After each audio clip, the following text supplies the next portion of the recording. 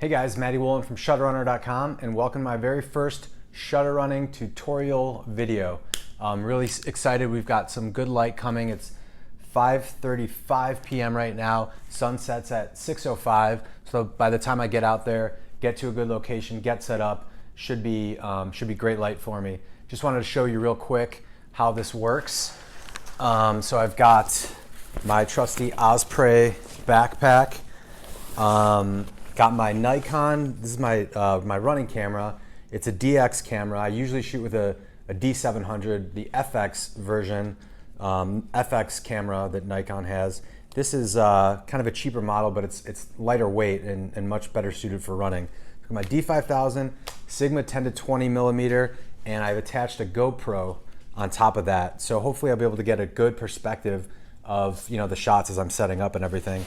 The other thing I have in here is my Joby GorillaPod. So pretty much all the shots I'll be taking will be from a lower perspective unless I can find some kind of edifice to attach this to get a little bit higher. But yeah, let's get out there before we lose the light.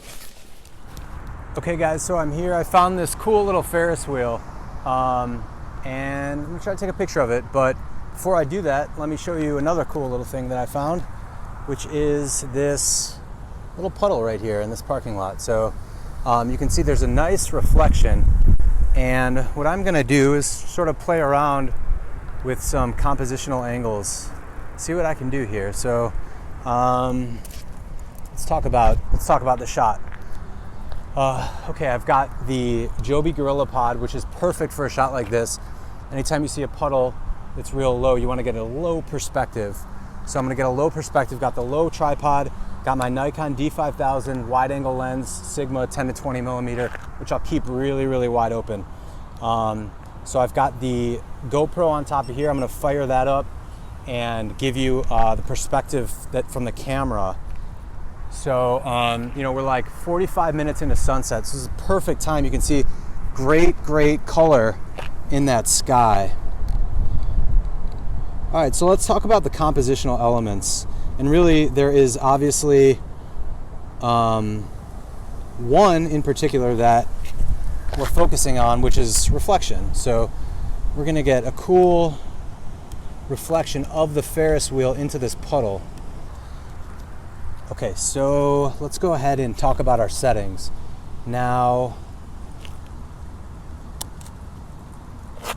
on a tripod, so don't mind a long exposure here. Let the camera run, pick up the deep colors of the sky. What else? ISO 200, f16. Camera's metering pretty long exposure here, so probably like 10 seconds. Okay guys, so here's a shot straight out of the camera. Looks pretty good. Whenever you look at the back of the camera versus when you actually load it from the memory card onto your computer, there is a difference, and you can start to appreciate the shot a little bit more or not appreciate the shot. But overall, I like this. So I'm going to show you a little bit of my post-processing technique. So the first thing I'll do is here in Lightroom, I'm going to apply one of my presets. So this is a preset that I made. I call it HDR Look 2, and you can get this on my website. So I'm going to go ahead and apply that, and I really like that. It really pops. It's really well suited for this. So they say that when you're editing a photograph, the thing you should do first is the thing that you like the least about the picture. In other words, we're trying to fix this shot. So what do I like least about this? And for me, it's this area right here. I hate cropping photos. Unfortunately, I don't have a choice here. I really screwed this up down here, and it was just very dark. I was low, and I missed that I got this in the shot. But we'll crop, and we'll just have to live with it. So when I crop, by the way, I stick to the original aspect ratio. So this is a 3:2 ratio. And so there's a couple things. So I could crop right there. Let's see what that looks like. And I kind of like that. The only thing, you got in terms of rule of thirds now, you've got this line down here. The plane of the Ferris wheel is on like about a third of the way up. So I like that. So I think that's the crop for me. The other option would be to go tighter and get rid of the car, but then you're really losing the reflection. So you go something like that, which I do like that too. I just think that you know, it's more of that reflection is really what I was going for in the shot. So I'm gonna keep that, and I'm gonna push it as much as I can. I can actually do something like this and go lower. Let's keep that right there. So we're gonna lose a bit of the reflection.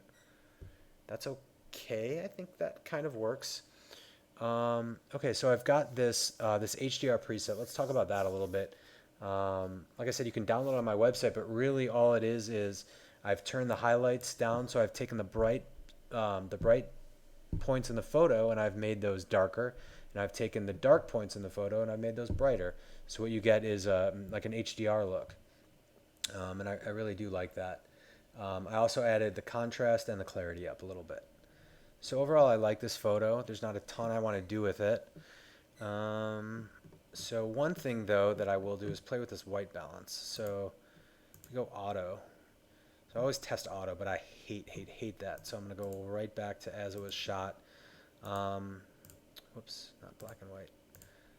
And another thing I can do is use this eyedropper tool to see if I can grab a neutral. So like this sign, and see what that looks like. That's okay. That is a little too cool now for me. So let's warm it up a bit. So you can kind of see as I drag this slider, how cool do I want to make it? And I think like right in there, I think I like that little hint of coolness. And then the tint, it's a little too green, so keep going, keep going. I kind of like a little green tinge. I kind of like that. Okay. So overall, it's looking pretty good. Might be a little bit overexposed in that sky area. So let's do this. I'm not going to worry about the sky right now. So, you know, actually I think the exposure's fine everywhere else, but if I want to target the sky, there's a couple of things I can do. Since I've already maxed out the highlights to make them as dark as possible, I can also play with the whites, see if I can make the whites a little bit darker. See if that really doesn't do anything though. So I'm just going to put that back. It's not giving me much. So my kind of last resort is to target the blues. So if I go down here and go to the luminance, I'm going to bring down the blues and make them just a tad darker. Yeah, there we go. And I can do the same thing with the aquas. Yeah, so there we go. All right, so really I like this image. Maybe make it a little bit sharper. Again, since I've cropped this photo, I'm not going to be able to get a really super sharp looking shot. But yeah, so okay, so that's it. So there it is. Let me know what you think. Thanks.